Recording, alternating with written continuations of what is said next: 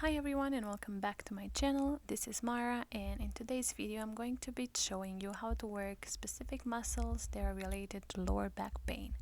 So if you're a mom and pick up your kids a lot, or you work at a desk and you sit down most of your day, you're gonna find working this muscle very useful.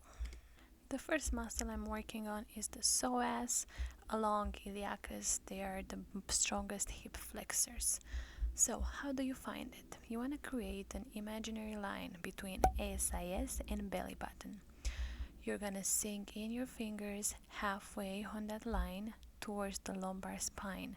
Have your client flex their knees and take a deep breath. When they exhale, you're going to gently slowly sink in a circular motion.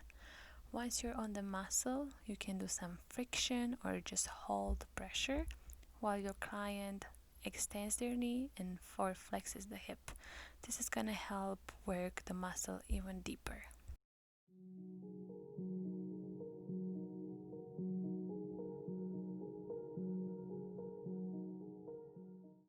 Remember that this muscle never gets touched and your client might be a little bit uncomfortable. That's why you don't have to sit there doing friction or cross fiber for too long. A couple of seconds, 10 to 20 seconds, it's gonna be way more than enough. To make sure you're on the psoas, you're gonna feel the muscle contract and extend or elongate when the client extends your knee and flexes back up. When you're done working, make sure you're in circular motion. You come back out slowly. That's very important.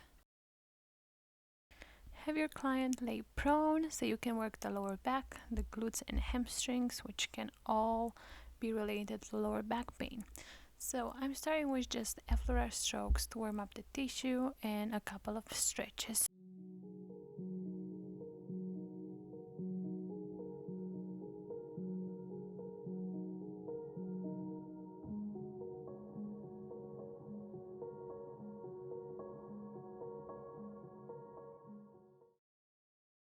After warming up the tissue, you can go ahead and put a little bit more pressure, use the tip of your fingers to go in a deeper tissue, and eventually reach the QL.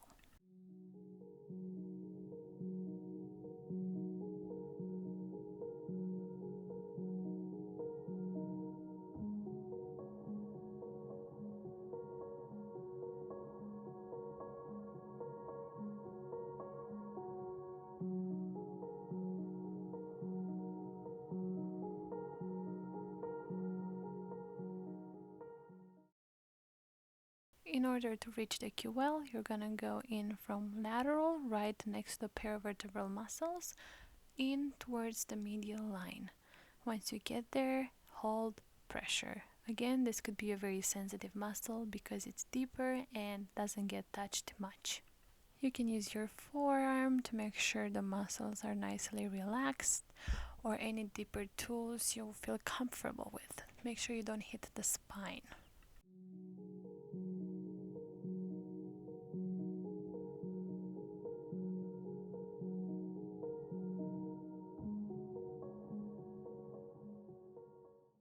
You can use your knuckles as well. If you can go deeper using this tool, make sure your wrist is straight and not bent to prevent any injuries.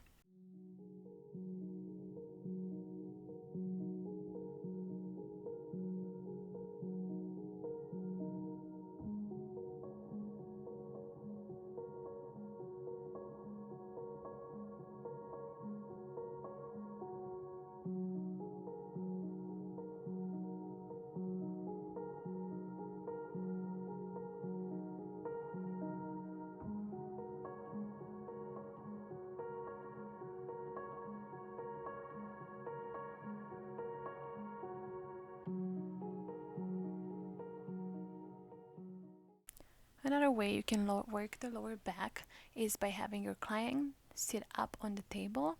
Use your knuckles or your fists to run some strokes inferiorly while your client bends over or flexes at the hip.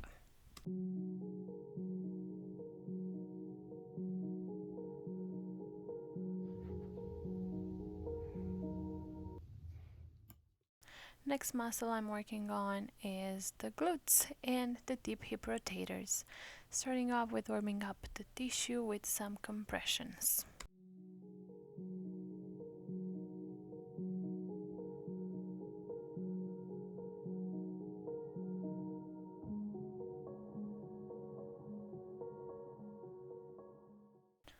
You can also do some compressions on hamstrings, especially at the hamstrings attachments. What I'm doing right now is a pin and stretch technique to elongate the muscle even more.